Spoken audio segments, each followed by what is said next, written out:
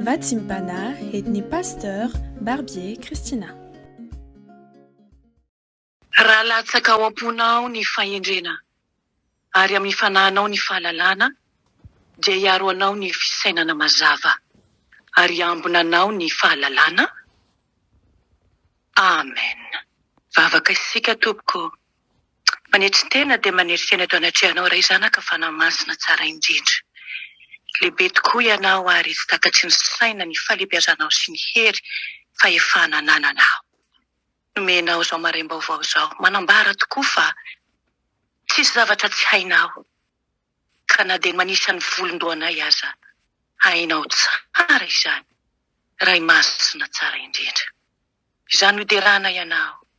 Nomezanay vonatra ny anaranao satria ny famondram-ponao no mbola fanay miaina na azo tombonandro tahaka ny ty maraina ity. Raiso ny fanomezam-boninahitra ny anaranao masina manao hoe masina, masina, masina, Jehova tompony maro. Heniky ny voninahiny tany rehetra. Amen. Jesosy tomponay io, indray ny fifalianay izao maraina izao. Afaka hanantona anao.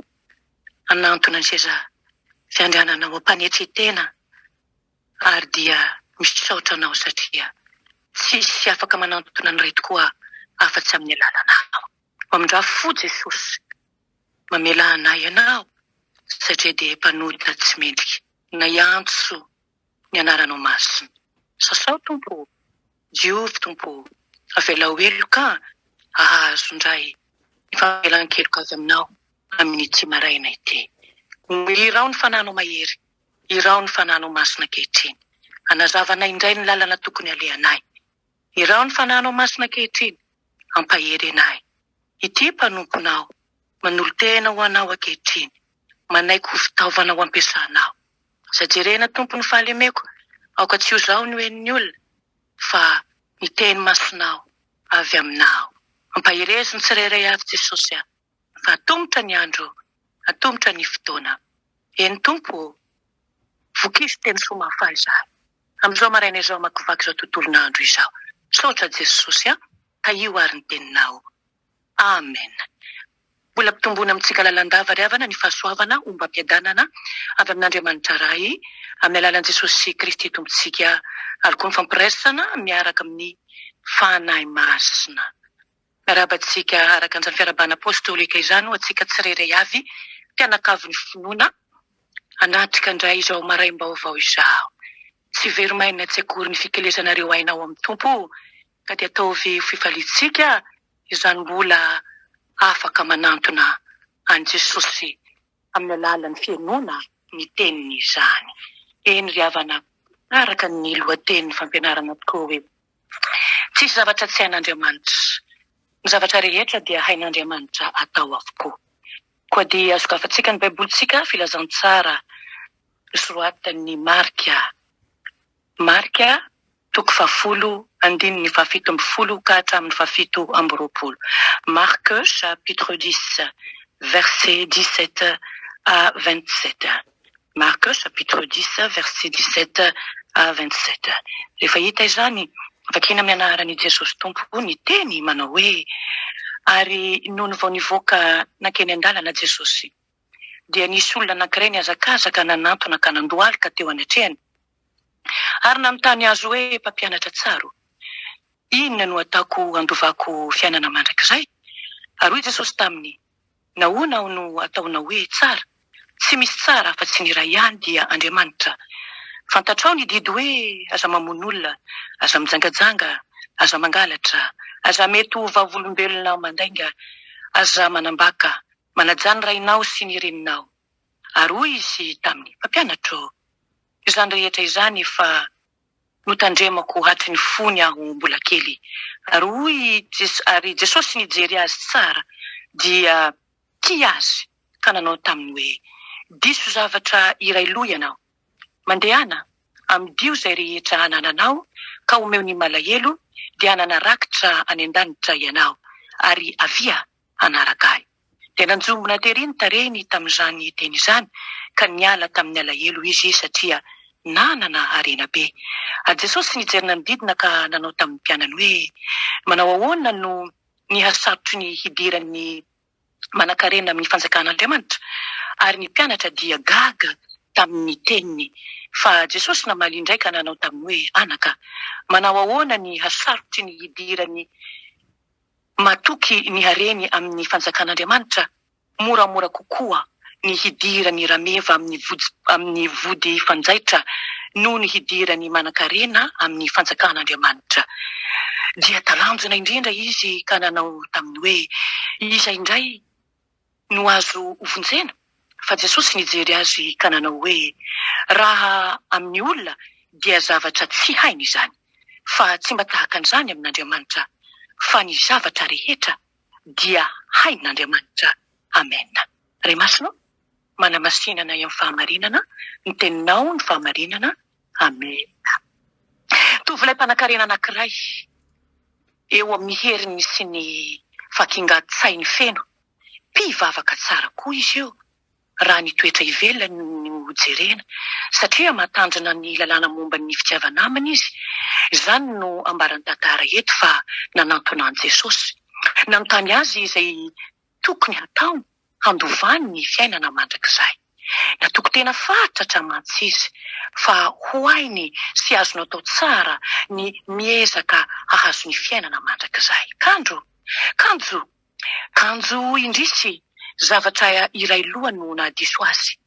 Fatra-pitiarena loatra izany tovolahy izany, ka tsy nahatanteraka ilay didy lehibe sady voalohany hoe tiavan'i Jehovah Andriamanitra aho, amin'ny fonao rehetra, amin'ny fananao rehetra, amin'ny sainao rehetra. Ny harena no namabo ny fony, io no nakatoeran'Andriamanitra tao anatiny, ka dia tonga sampy izany, sampy tsy foiny, ka dia naleony nandao ny fiainana mandrakizay. Niala tamin'ny alahelo izy, araka ny voalaza ny tantara izay enitsika teo. Mafy ny faratenin'i Jesosy tamin'ny mpianany hoe moramora kokoa ny idirany rameva amin'ny vody fanjaitra noho ny idirany manan-karena amin'ny fanjakan'ny lanitra. Eny, sarotra tokoa no idirany manan-karena amin'ny fanjakan'Andriamanitra. Tsy ny harena nefa aokazava tsara no ratsy, fa ny fitiavam-bola mantsy araka ny tenin'ny boky epistilin'ny Timoty voalohany toko 4:10 milaza hoe ny fitiavam-bola no fototsy ny ratsy rehetra. Ny malahelo am-panahy sy ny ory hoy Jesosy no manana ny fanjakan'ny lanitra. Sarotra manan-karena nefa izany hoe hietry izany sy hanaiky fa tahaka an'izao tovolahy izao, fa ory sy mahantra sy malahelo sy jamba ary mitanjaka izy, araka ny voalaza ny boky ny Apokalipsy toko 7:7-10. Inona no tsy vitan'ny vola sy ny harena? Hoy ny reharehany dia matoky izany izy, ka dia miraiki-po tamin'izany tanteraka, milomano amin'izany, tonga andevony izany, dia manadiny tanteraka an'Andriamanitra izay nanome azy izany harena izany, ka tsy misalasala akory izy ny teny hoe ry fanahy io, manana fanarana be, voatahiry ho amin'ny taona maro ianao, mitsahara, mihinana, misotro, mifalia, araka ny voalaza ny filazantsara ny Luka toko 12:7. Mahafoy an'Andriamanitra mpanome ny fiainana mandrakizay anefa izy amin'izany, ka mivarombarina ho any amin'ny fahafatesana mandrakizay. Izay indray ary no azo vonjena, hoy ny mpianatra Jesosy raha nanaraka tsara ny tenin'Andriamanitra teo isika. Inona indray ary ozy izy no iza indray ary ozy no azo vonjena?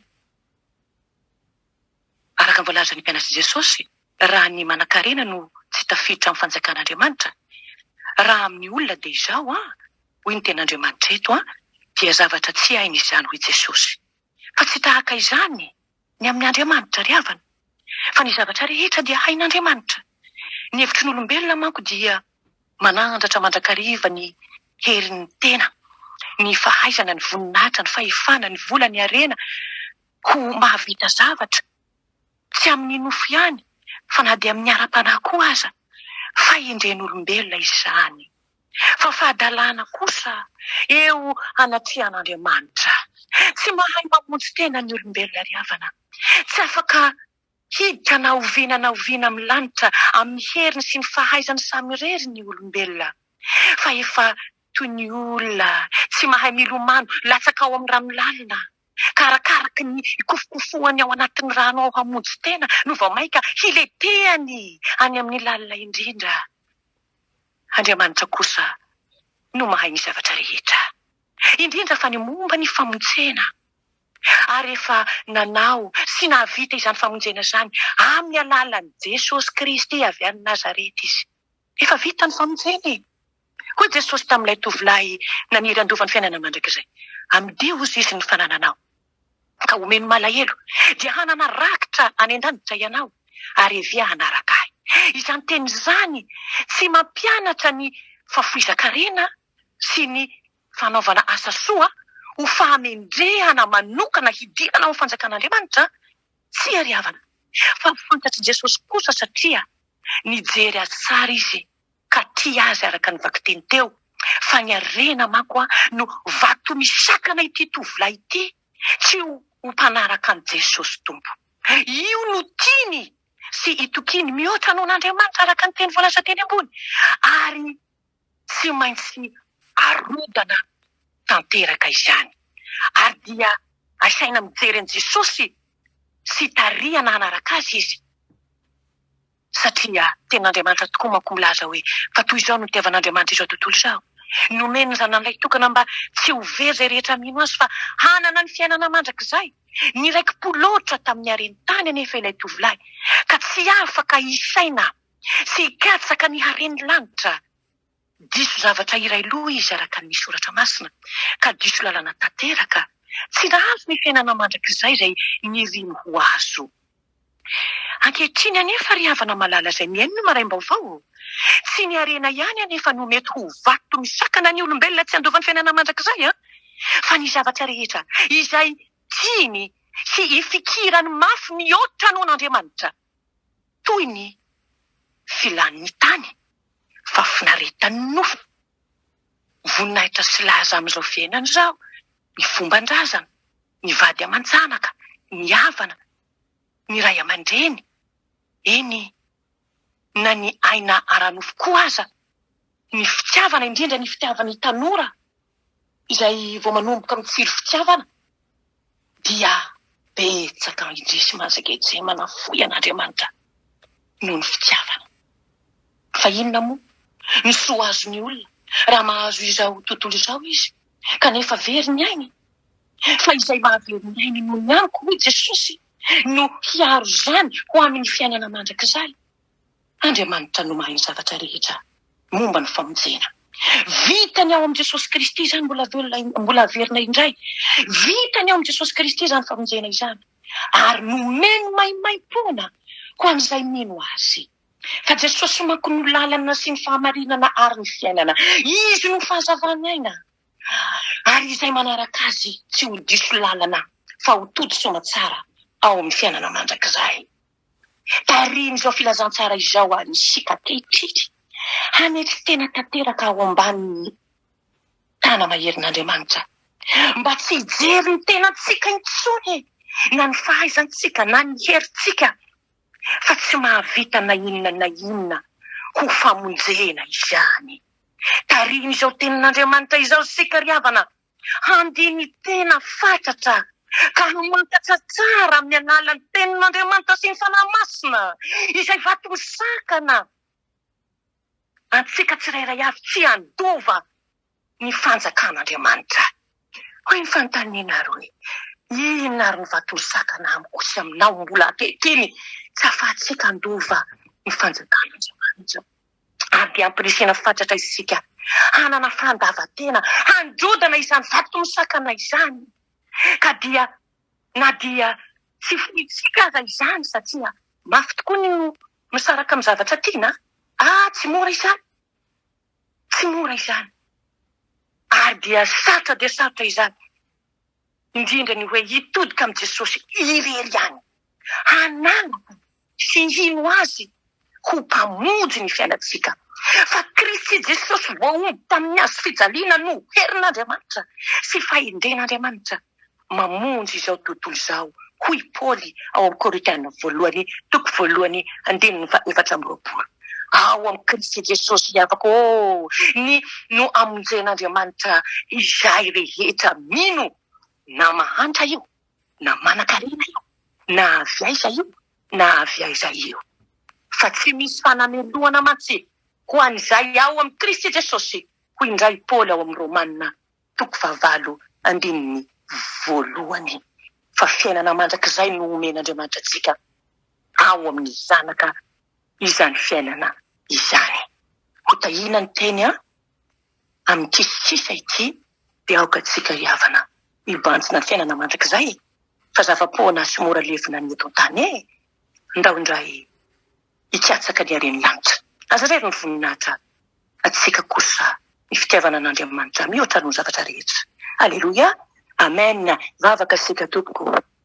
Makasitraka Jesosy, misaotra ny fitiavanao, misaotra ny teny masinao. Misaotra tompo fa mitady sy mamonjy ny very isanandro ny ianao. Olombelona izay zao Jesosy.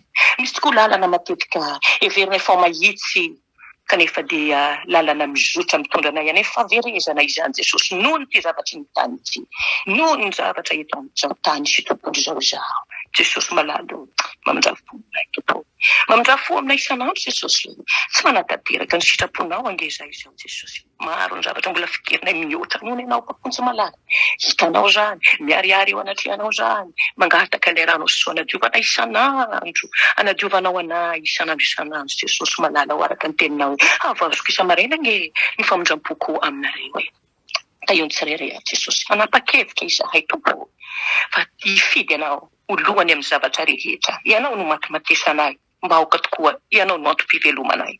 Ka sahinay koa ilaza tahaka ny Paoly. Tsy izahay intsony ny velona, fa ianao Kristy no velona aty anatinay. Tahaka ny rano fisotronay, hiainanay ary tsy mahay fanainanay ina tokoa zahay raha misaraka aminao. Tainy tsirairay avy fa tsy vita ny herin'olombelona tokoa zany ny nofo mantsy manohatra ny fanahy.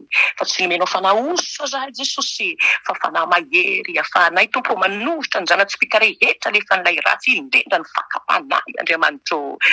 Fakapanahy izay miasa na isanandro tahaka ny liona mierina mitady izay arapany. Jesosy eo tahiny tsirairay avy amaky izao tontolon'andro izao indray Jesosy malalako. Aoka tokoa ianao no lohany amin'ny zavatra rehetra izay tanteranay amin'ny tiany ity koa. Ka io ny mpanomponao ade tanterao aminay tsotra ny masinao tokoa manao hoe aza matahotra ianao fa mombanao aho. Ary aza mierikerika foana fa izao no Andriamanitra ao mampahery anao aho sady mamonjy anao eny mitantana anao amin'ny tanakavanany fahamarinako aho. Utahina ianao raha miditra, utahina ianao raha mivoaka mandehana amin'ny tompo. Ary amin'izao sisa izao aza manota itsony. Anao kosa Jesosy malalako mipetraka amin'ny seza fiandrianana sy ny zanak'ondry. Atolotra ianao tompo ny saotra, ny dera, ny hery, ny voninahitra, ny fahefana ety amin'ny tany ka hatrany an-danitra. Efa anao raha teo zany hatramin'ny taloha ankehitriny ary mbola ho anao mandraka izay. Omeo ny mpanomponao kosa ankehitriny Jesosy ny fatahorana anao ary ny fametrahana anao mandrakariva olohany amin'ny zavatra rehetra ary ny fiadanam-po sy ny fifaliana miaraka aminao. Misaotra Jesosy eo, misaotra mpamonjy eo, manorika ny tongotra masonao ho fanajananao sy ho fanetretena manoloana ny famasinanao. Ho derako mandrakizay ny voninahitra. Aleluia. Amen.